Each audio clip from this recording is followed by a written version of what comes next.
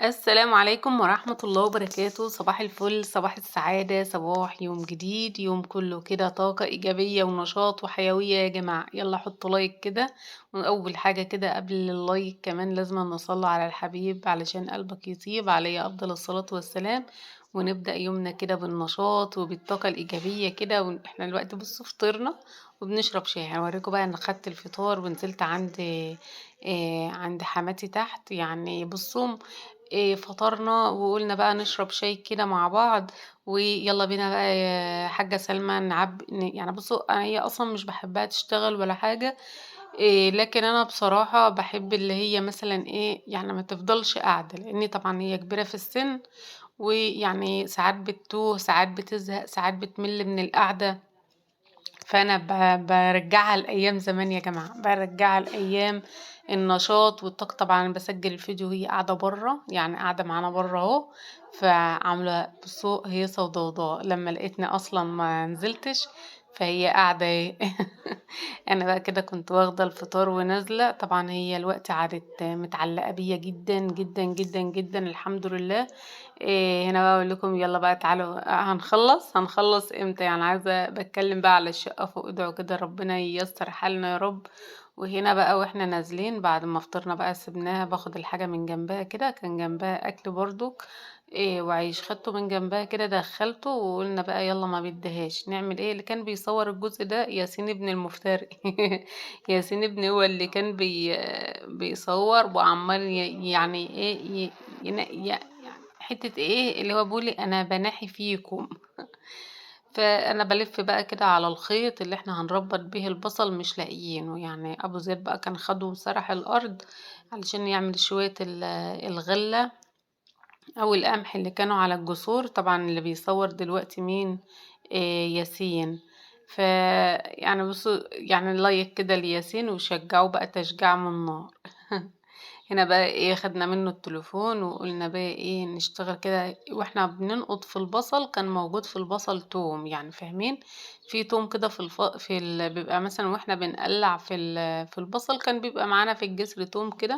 ده البصل اللي أنا كنت زارعاه. بس بصراحة البصل بتاع السنة اللي فاتت كان أحلى بكتير من البصل بتاع السنة دي. بتاع السنة دي بقى تحسّي اللي هو هيضرب بسرعة، وكان في ضارب أصلًا كتير، هيضرب يعني بايظ، يعني طري كده ما عادش يصلح بقى لا للأكل ولا للطبيخ ولا لأي حاجة خالص. قُلنا بقى ننضّفه ونربّط الموجود فيه. طبعًا البصل السنة دي الكيلو ب12 جنيه وب15 جنيه. فربنا يا رب ييسّر حال الناس. ويعني هو أصلًا ده مش بصل الخزان بتاع السنة دي، يعني السنة اللي فاتت لو تفتكروا في الفيديو اللي فات بتاع البصل بتاع السنة اللي فاتت كانت البصلة كده ناشفة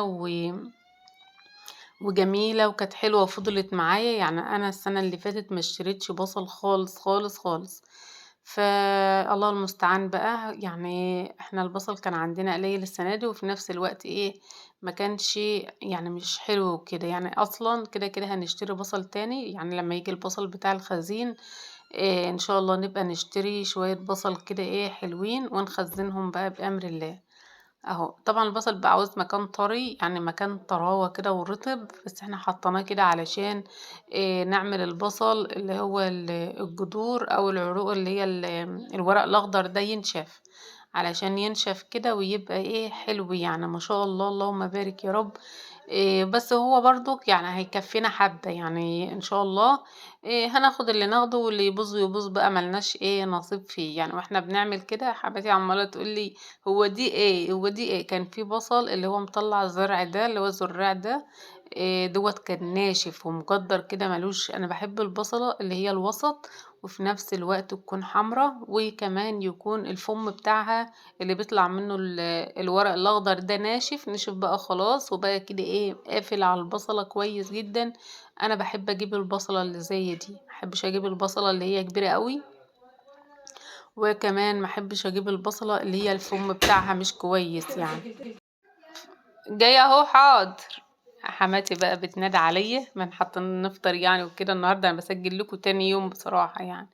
ما عُدتش باقدر اللي أنا أسجل فيديو في نفس اليوم، لإني بصراحة باكون مرهقة وتعبانة جدًا وكده. فهي دلوقتي جات ولا حطّت الفطار وعمّالة تنادي عليَّ بقى، عاملة لي يعني ربنا يخلّيها لنا يا رب ويدّي لها طولة العمر والصحة.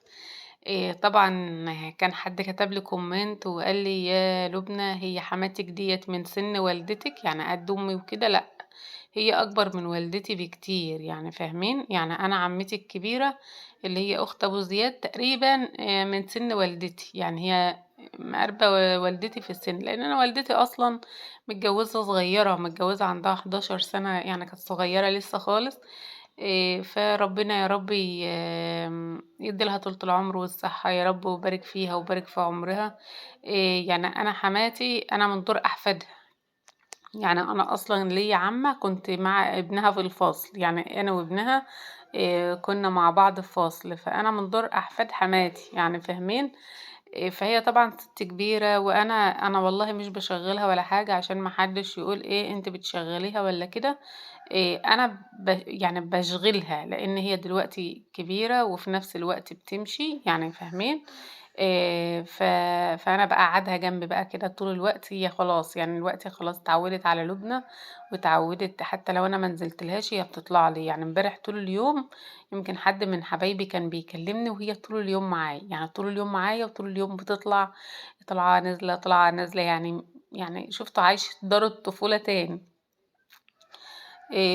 فربنا يدّي لها طولة العمر والصحة ويبارك فيها يا رب ويحفظها ويخلّيها لنا، طبعًا هي بركة البيت، والواحد على قد ما يقدر يعمل لها فبيعمل، يعني على قد ما باقدر أعمل لها والله مش باتأخّر عنها في أي حاجة خالص، وطبعًا هي مسلياني والله في البيت، يعني الولاد بيروحوا المدارس، آلاء لسه بتروح يعني المدرسة وكده، وعندي عمر وزياد دايمًا في الغيط مش في البيت وكده، وما فيش بقى يعني أنا وهي كده مع بعض، فأنا هنا بقى إيه بتقول لي: "خدي يا أختي، خدي يا أختي البصل اللي أنتم زارعينه، أهي اللي أنتم عاملينه ده."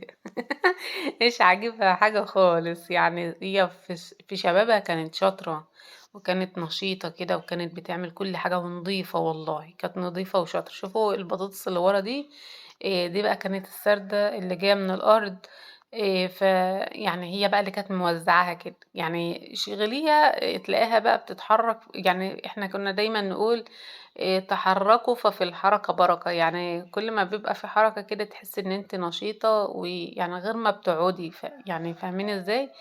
إحنا كنا بعتنا بقى ياسين يجيب الخيط من أبو زياد، فطبعًا ياسين شرّفنا ووصل أهو. إحنا كنا خدنا منه الكاميرا في الأول، وقُلنا له روح هات إيه، شوف عامل لنا فرح، روح هات لنا بقى إيه الخيط من أبوك، راح جاب الخيط وجه من الأرض، طبعًا هي الأرض القريبة خالص، فأنا باقول له احدف يا ابني احدف يا ابني الخيط خلّينا نربّط بقى، إحنا عمّالين نلِم كده وننضّف، لكن كنا لسه ما ربّطناش حاجة خالص، شوف باقول له ارقص له يا ابني ارقص له، كانوا مشغّلين على الأغاني.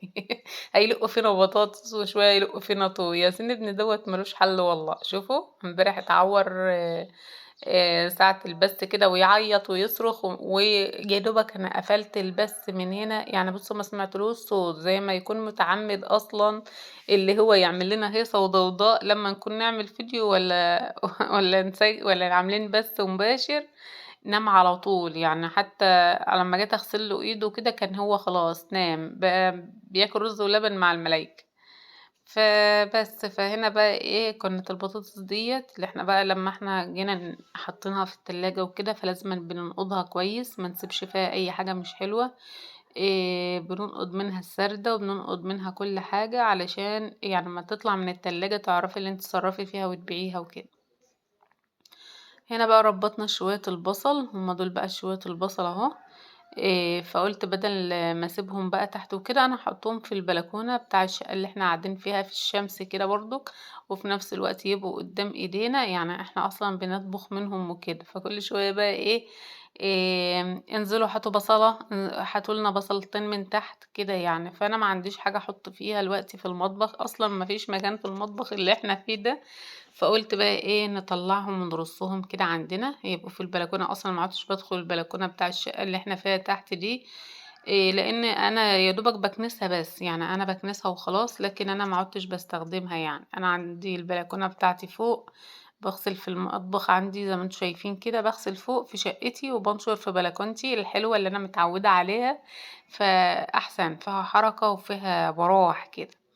هنا بقى جينا نعمل بقى، هنا بقى عملت إيه، باعمل غدا بقى، نعمل كوسة ونعمل فراخ بقى إن شاء الله، باتمنى بقى من حبايبي يعني بصوا تشجيعة بقى كده حلوة تشجعونا ان احنا يعني نستمر كده معاكم بفيديوهاتنا طبعا الجميلة. وبتمنى بقى من حبايبي دعوة حلوة كده من قلوبكم بصالح الحال. دعوا بقى للحاجة سلمى ان ربنا يديلها طولة العمر والصحة. طبعا هي امبارح يعني قعدت تدعي لكم كتير في الفيديو بصراحة. بس انا قلت ايه يعني بصوا احنا نسجل الفيديو احسن. لان طبعا الفيديو كان فيه هيصة وكان جيراننا بقى عاملين هيصة والولاد. فقلت بقى لا احنا نسجل لكم الفيديو.